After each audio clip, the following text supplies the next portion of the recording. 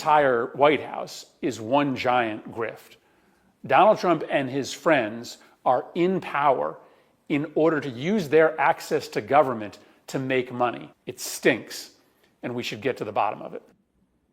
You don't think you should get to the bottom of it, Kevin? Wow, it sounds like that guy has Trump derangement syndrome. What's happening, everybody? Happy Easter. I hope you're able to spend it with your loved ones today. I hope the kids are finding all the eggs. And I hope all of us, including myself, just take a couple of minutes today to reflect on the amazing sacrifice and the amazing gift that Jesus Christ has given all of us. Kevin O'Leary found himself in the unfortunate circumstance of joining Don Lemon on his floundering show. Don Lemon does his very best to get Kevin O'Leary to say that Donald Trump is involved in an insider trading scandal because he posted, about 10 days ago, a great time to buy on Truth Social, prior to pausing the tariffs for 90 days and a rally in the stock market. Did Don Lemon, in fact, break a story about a seedy plan by billionaires to manipulate markets and make themselves rich? Or did Kevin O'Leary laugh in his face? To find out, you're going to have to watch. Anyway, let's watch Kevin O'Leary face off with Don Lemon in the toughest interview of his life. Let's go. That shorted the market. What say you? I mean, look, CNBC is serious. You're on CNBC with the Shark Tank. These are some serious questions. And look, everyone, I think people are saying investigate. It certainly is questionable when you look at these things. What do you think of it? Well, look, if you participate in insider trading, you have information the overall market doesn't have, and you actually trade on it, you go to jail. That's what happens. So that's been happening long before the Trump administration, and it'll happen long after he's gone. You just can't do that. So if these allegations come, and they're obviously speculations, and if this has happened, I'm all for people have to follow the law in this stuff. I mean, it's unfair to do that, and if they did it, they will suffer the legal consequences. He's speculating, though. Both these reporters are speculating. They don't know. I mean, let's see what happens. It's not concerning to you at all? You have no concern about this? I mean, look, I don't, because if you're so stupid to do this, you deserve to go to jail. That's, it's like I don't mean to deserve to go to jail, Kevin. I mean, you have no concern that there is some evidence, or at least it does seem suspicious. I mean, even Chris Murphy is saying that. Chris Murphy is saying, you're talking about insider trading accusations. This is a bit long, but I want to play it for you and then get your response. Here it is. I have questions about the tariff announcements today, who benefited and who made money. And this should matter to you too, because this could be an enormous scam. What we know is that about 9:30 today, Trump posts on social media that people should buy. It's a good time to buy. And then 3 hours later, guess what? He announces that there's going to be a 90-day suspension of many of the tariffs. Predictably, the market, which had been crashing, shoots up, and anyone who made investments early today likely made a lot of money. And so the question is, who close to Trump knew that he was going to suspend the tariffs? Which of his Mar-a-Lago friends or his billionaire advisors were able to capitalize on that inside information? Why did Trump send out that post to his supporters earlier in the day? The bottom line is that the chaotic nature of this tariff policy, with Trump's position changing every single hour, gives ample opportunity for any individual who has early access to information about the White House's change in position to make boatloads of money, either by investing at the right time or pulling their money out of the market at the right time. This entire White House is one giant grift. Donald Trump and his friends are in power in order to use their access to government to make money. It stinks, and we should get to the bottom of it. You don't think you should get to the bottom of it, Kevin? Wow, it sounds like that guy has Trump derangement syndrome. I mean, let me get this right. I'm not a lawyer, but I'm just going to walk you through what he said happened.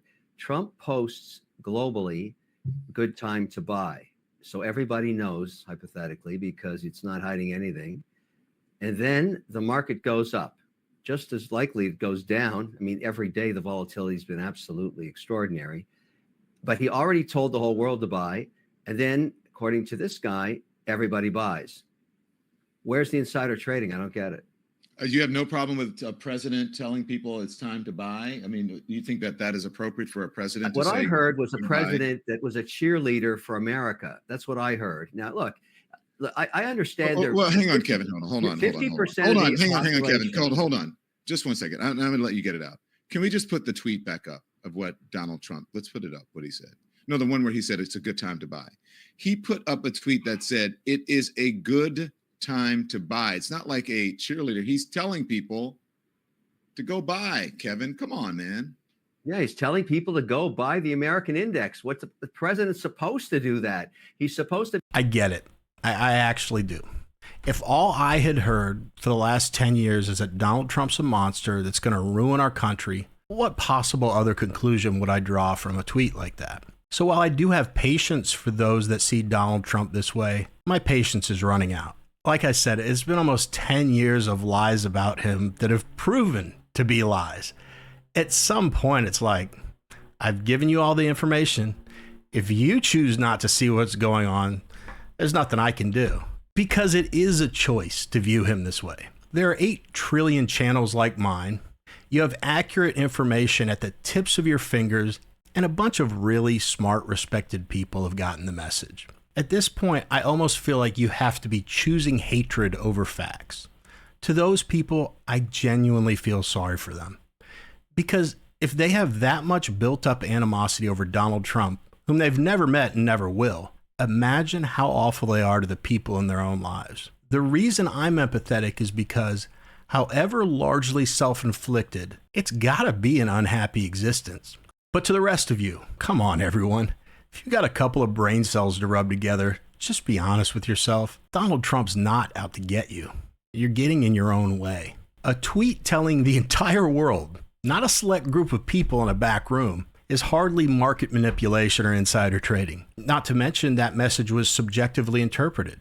If you like Donald Trump, you may say, oh, I see what he means, and buy stock. If you hate him, are you going to do anything he suggests? So literally, because interpretation is left up to the individual, a great time to buy could mean the exact opposite to you than what it means to me. Even the mainstream news media let this story go really quickly because they knew there was nothing there. But leave it to Don Lemon to be the last one to get the memo. He's so out of the loop with the mainstream liberal media. They got what they could out of him, and now they've moved on. Forgetting Donald Trump for a second, how many of your favorite politicians, if you have any, do you think engage in legitimate insider trading every single day? But for some reason, many, especially in the media, ignore this problem, and we all pretend it's not going on. I'm going to dig into this a little bit more after we watch the rest of the video. So let's get back to it. To be a cheerleader. He knows there's a lot of volatility. He's telling them, look, the market's corrected 20% and it's a good time to buy. You know, look, Don, the one thing I know is 50% of the population has Trump derangement syndrome, and that's not going to change. And every day they parse everything, and it's the same thing. Let's throw this guy back in jail. I get it, but we should be spending our time worried about the country, not about throwing Trump in jail all the time. They already tried that last year or last 4 years. Didn't work. The guy's the president of the United States. Get over it. And then in 3.5 years, he won't be. But my goodness, what a waste of energy. I mean, that guy had. I don't think anybody's saying throw him in jail, Kevin. I just think they're saying and maybe it could be the people around him. But you're asking me what I think. I think it's just, it's just total speculation. And there's so much noise out there. This is just more noise and kind of irrelevant as far as I'm concerned. You think it's irrelevant if the president if there was some manipulation of the stock market? It's not like we haven't seen that before. That I don't think he's manipulating the stock market. I think he's driving policy, particularly on China, with extraordinary tariffs, and it's causing a lot of angst around the world, not just domestically. And he's saying to everybody, look, hang in there. I'm trying to get something done that no one's been able to do, and there's going to be volatility. And you should be optimistic on America. That's my read of it. And, so no, I am not. I don't think that there's this speculation on insider trading has much traction to it. But listen, insider trading is a federal offense. And if you do it, you suffer the consequences. But I don't see it here. This is Trump in the Oval Office yesterday. Even though you said it doesn't, you don't have an issue with it, bragging about how rich he made his friends. And the people on Wall Street, in the meantime, the people on Main Street are like, what the fuck, man? We've lost a ton of money and we are living paycheck to paycheck. Here it is in the Oval Office. This is Charles Schwab. It's not just a company, it's actually an individual. And he made $2.5 billion today, and he made $900 million. That's not bad, because he's in financials. I've always been Not a bit cringe, considering a lot of folks are watching us. If you're in the chat and you're watching us, I'm helping you with your Trump derangement syndrome. Let me interpret. I don't have Trump derangement syndrome. Trust me, I'm not. And again, listen, I'm not a Democrat, so don't even try it. I don't have Trump derangement, but I am a realist. I have eyes and ears. He's celebrating entrepreneurship. These are individuals that obviously had positions in the indexes, in the markets, as I do. I've been watching my net worth vary by 20%, some days 5% in an hour, up and down. And I understand why that's happening. I've also learned in my life, you can't time the market. If you missed that upside yesterday, you basically left, 4.5% on the table. You're not going to get back maybe. So it's really a crazy time. And I agree with that. But trying to tie insider trading to market volatility, Don, I love you, honey, sweetie, poopsie, but it ain't gonna happen. None of this stuff has any teeth, any traction, and right. I don't even think it'll get investigated because it's so obvious what happens here. Kevin, sweetie, dearie, I'm just asking the questions. I mean, look, when you get major news, I'm answering you. No, it doesn't bother me, and I don't think there's anything important here. That's what I think. All right, pumpkin. All right, so let's. Did Don Lemon just say he's not a Democrat? U.S. congressmen and senators make $174,000 per year. They can make a little bit more for leadership positions like speaker, majority, minority leaders. I looked at the list of the most wealthy members of Congress ranked. And if you look at how they made their money, it doesn't take long for it to get suspicious. Stay with me here. Rick Scott's the wealthiest member of Congress, followed by Daniel Issa and Mark Warner. Rick Scott co-founded the hospital that we all know now as HCA. Darrell Issa had a company that early on developed vehicle anti-theft devices, and Mark Warner co-founded and invested in telecommunications companies in their early years. I'm not saying by any means that none of these three have been involved in insider trading, but when you hear how they initially made their money, you say, oh, that sounds reasonable. And numbers 4 through 8 on the list have similar backstories. Then you come to number 9. Nancy Pelosi is worth up to $285 million. Remember, she's been a lifetime politician and has made approximately $174,000 to $200,000 a year on average.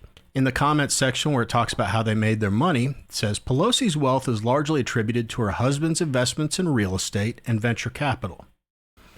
You read that and you're like, did they leave something off the page here? Because if not, it's good news for every American. We should all have Paul Pelosi as a financial advisor.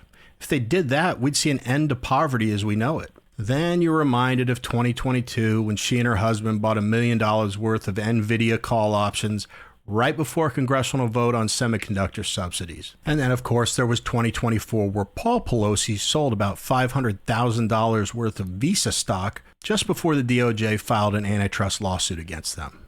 Nancy Pelosi's like Teflon. No matter what you throw at her, it never sticks. All she has to do every time is say, I don't know anything about that. And the media is like, that's fair. Let's call it a day. You want to grab lunch? How are these matters not more thoroughly investigated? Could it be because of all the power that she wields? As much as I can't stand Nancy Pelosi, I'm just using her as an example. And it seems like conservatives, she's always the go-to to point at. But just to be very clear about my stance on this, I would like to see the stock trades of everyone in Congress and the Senate be investigated. And those involved in insider trading, either side of the aisle, I want them out of there. I want them jailed, fined, or whatever the appropriate punishments are. So Don Lemon, if you're seriously concerned about this, why don't you take a break from Donald Trump for a while and look at every single congressman and senator? You may actually have a story there. We vote for these people to represent us, not get rich. But what do you guys think? Do you think Donald Trump's tweet can be considered insider trading, or is Don Lemon talking about a whole lot of nothing? And do you like the idea of investigating every member of Congress's stock trades? Let me know in the comments. Anyway, as always, I've got the best viewers on the planet.